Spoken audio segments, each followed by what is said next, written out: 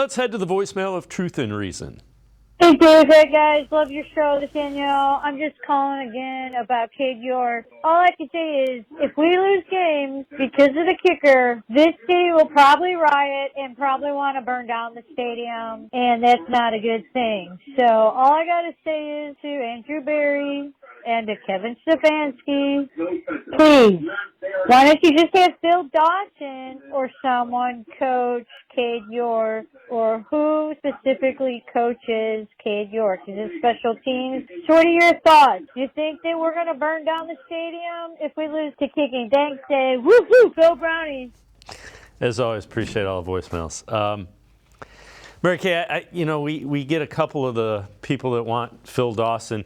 He's already Cade York has talked to Phil Dawson. He's given him the tips. I think the fewer people that are giving Cade York advice right now are probably, he needs one voice. That's it.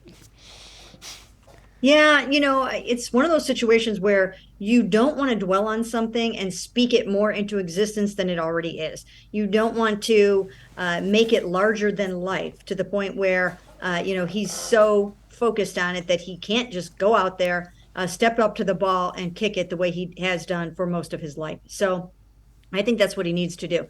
He needs to stop overthinking things. He needs to just rely on his muscle memory and his natural talent and try not to be overthinking things. That's easier said than done. I know that. But it seems like that is what the issue is. The Browns are not worried at all about his confidence, and he is not worried about his confidence.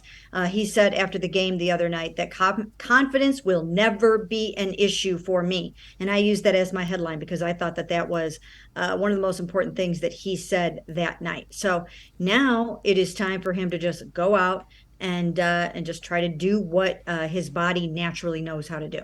Now, you're at training camp every day. When he kicks out at training camp, he hasn't missed too many, correct? He has not. I mean, he's near perfect at training camp. So there's something that's going on, during the course of a game. And some of those kicks were, a little bit longer of kicks. One of them was a 47-yarder.